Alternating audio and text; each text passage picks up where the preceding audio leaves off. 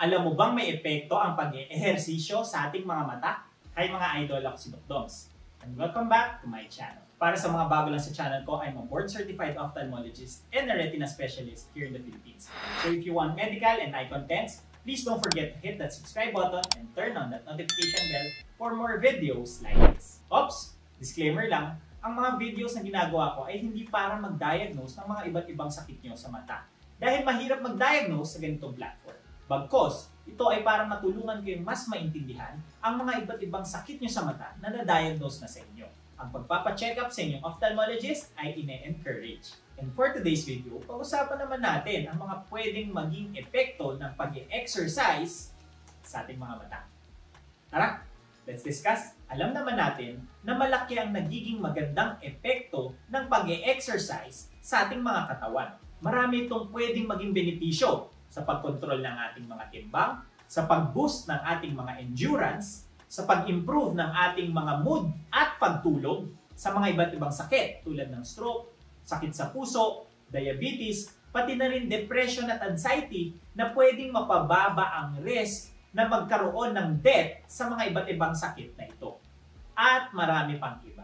Pero alam mo ba na pwede rin ito makatulong sa ating mga mata? Actually, pwede ito mag-prevent ng mga ibang sakit sa mata.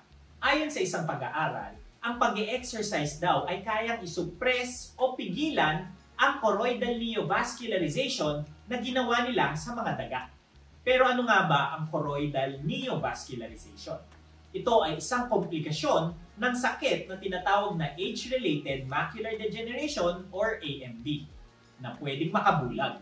Ang AMD ay isang sakit sa mata na mula sa pangalan nito na age-related ay pwedeng makuha kapag tayo ay tumatanda na kung saan nagkakaroon ng degeneration or pagkasira sa parte ng ating mga mata na tinatawag na macula. Ang macula ay matatagpuan sa ating mga retina na siyang responsable sa ating gitna or sentrong paningin. Mawawala, lalabo, or magkakaproblema sa sentrong paningin kumpara sa peripheral vision or yung gilid ng ating mga paningin. Sa pag-aaral na ito ay gumamit sila ng mga daga at hinati ito sa dalawang grupo. Yung isang grupo ay nilagyan ng running wheels sa kanilang mga cage at yung kabilang grupo naman ay wala.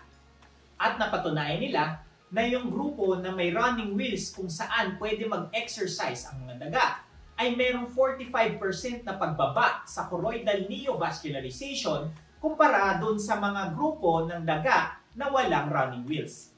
In short, ang pag-exercise ay nakaka-improve ng choroidal neovascularization. At sinusuportahan ito ang iba pang mga pag-aaral na nagsasabi na ang pag-exercise ay nakakapagpababa na magkaroon ka ng age-related macular degeneration or AMD. And actually, ang pag-exercise ay merong protective effect mula sa paglala ng sakit na ito. Ang isa pang sakit sa mata na pwedeng makatulong ang pag-exercise ay yung tinatawag na glaucoma. Ang glaucoma ay isang nakakabulag na sakit sa mata na kung saan nagkakaroon ng pag-damage or pagkasira ng nerve sa likod ng mata na tinatawag na optic nerve. Ang optic nerve ay isang parang kable na nagdudugtong mula sa ating mga mata papunta sa ating mga utak. Dito dumadaan ang lahat ng signals na nakukuha ng ating mga mata para maproseso ito ng ating mga utak. Ang glaucoma ay kadalasan dahil sa pag-build up ng fluid sa loob ng ating mga mata na magkukos naman ng mataas na pressure sa loob nito na unti-unting sasakal or iipit sa optic nerve na pwedeng humantong sa pagkasira at pagkabulag. Actually, ang sakit na ito ay progressive or palala ng palala. At irreversible, meaning hindi na maibabalik ang nasirang parte ng optic nerve. Ibig sabihin kung ano na ang naging damage sa optic nerve ay wala na tayong magagawa dito. Since wala na tayong magagawa sa nasirang parte ng optic nerve, ang goal na lang ng treatment ay para pabagalin ang tuloy-tuloy nitong pagsira at pahabain yung oras na makakita ka pa ng malinaw. At ang pag-exercise ay pwedeng protektahan at pabagalin ang pagkasira ng optic nerve. Sa isa sa mga pag-aaral, ang aerobic exercise tulad ng paglalakad, pagbibisikleta at pag-swimming ng at least 30 to 45 minutes ng mga 3 to 4 times a week ay pwedeng makababa ng pressure sa loob ng mata at makapagpaganda ng daloy ng dugo sa utak at sa mga mata. At pwede rin ito mabigyan ng proteksyon ang optic nerve sa mga pasyenteng meron ng glaucoma. At may pag-aaral din na sinukat naman yung physical activities tulad ng average na paglakad per day, yung minutes ng paggalaw, at yung oras na nilaan sa mga mas mahirap na physical activities. At napatunayan nila na mas mabagal ang paglala ng pagkawala ng peripheral vision sa mga pasyenteng naggagamutan na ng glaucoma. Makakatulong din ang pag-exercise sa mental health ng mga pasyenteng may glaucoma dahil prone sila magkaroon ng anxiety at depression. Pero hindi lahat ng klase ng pag-exercise ay makakatulong sa mga pasyenteng may glaucoma. Lalo na yung mga exercise na mapapairika tulad ng pagsi-sit-ups at pag-pull-ups, pagbubuhat ng mabibigat, at ang pagpwesto ng upside down or yung mas mababa yung ulo kesa sa katawan. Dahil pwede nitong mapataas ang pressure sa loob ng mata.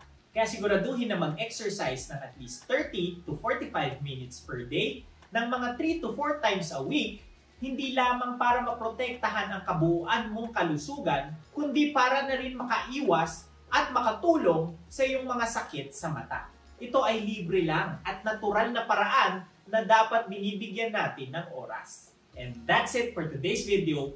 Ngayon, alam mo na ang epekto ng pag-i-exercise sa ating mga mata. Please don't forget to like, comment kung may mga questions or suggestions in topics, subscribe, and hit that notification bell for more medical and eye contents. Ngayon, mas may alam ka na. Ako po si Doc Doms. See you on my next video.